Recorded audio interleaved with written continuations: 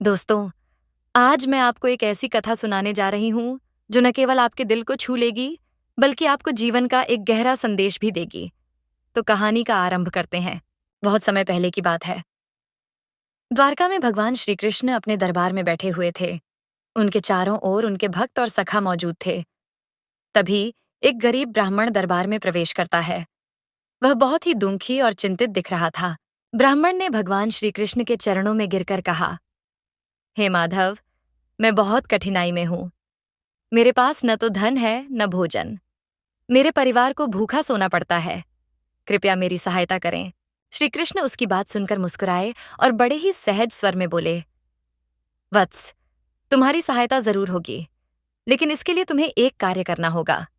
पास के गांव में जाओ और किसी से सहायता मांगो, मगर ध्यान रहे, मदद सिर्फ उसी से लेना जो वास्तव में खुश और संतुष्ट हो। ब्राह्मण ने भगवान की आज्ञा स्वीकार की और गांव की ओर चल पड़ा। पहली कोशिश, अमीर व्यापारी का घर। गांव पहुंचकर ब्राह्मण सबसे पहले एक बड़े और सुंदर घर के पास गया। ये घर एक अमीर व्यापारी का था। उसने दरवाजा खटखटाया। व्यापारी ने दरवाजा खोला। ब्राह्मण ने अपनी समस्या बताई और मदद मांगी। व्यापारी ने गहरी सांस ली और कहा, भाई, मैं तुम्हारी मदद करना चाहता हूं। मेरे पास धन है, भोजन है, सब कुछ है, लेकिन मैं खुद खुश नहीं हूं। मुझे हर समय अपनी संपत्ति खोने का डर रहता है। मुझे चैन की नींद भी नहीं आती। मैं तुम्हारी मदद कैसे करूं जब मैं खुद संतुष्ट नहीं हूं? ब्राह्मण निराश होकर वहां से चला गया। दूसरी कोशिश, साधु का आश्रम। इसके बाद वह गांव के पास बने एक आश्रम में गया। वहां एक साधु तपस्या कर रहा था। ब्राह्मण ने साधु को अपनी समस्या बताई। साधु ने कहा, वत्स, मैं संसार की मोहमाया से दूर हूं। मेरे पास देने के लिए कुछ भी नहीं है। हाँ, मैंने अपने मन को शांत कर लिया है, लेकिन मैं खुद भूखा रहता हूं। मैं तुम्हारी मदद नहीं कर सकता। ब्राह्मण का मन और टूट गया। उसे समझ नहीं आ रहा था कि वह किसके पास जाए। तीसरी कोशिश, गरीब किसान का घर। अंत में वह एक छोटे से मिट्टी के घर के पास पहुंचा।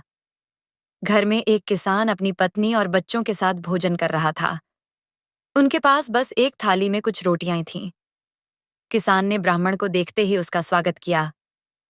आओ भाई, घर में पधारो, बैठो। क्या बात है? ब्राह्मण ने अपनी सारी परेशानी किसान को बताई। किसान ने बिना कुछ सोचे अपनी थाली में से आधी रोटियां ब्राह्मण को दे दीं। यह लो भाई, हमारे पास तो रोज यही होता है, लेकिन हम खुश हैं क्योंकि जो थोड़ा बहुत है उसमें भी संतोष है। ईश्वर ने जो दिया है उसके लिए आभारी हैं। ब्राह्मण को यह देखकर आश्चर्य हुआ। उसने किसान से पूछा, तुम्हारे पास इतना कम है, फिर भी तुम इतने संतुष्ट कैसे हो?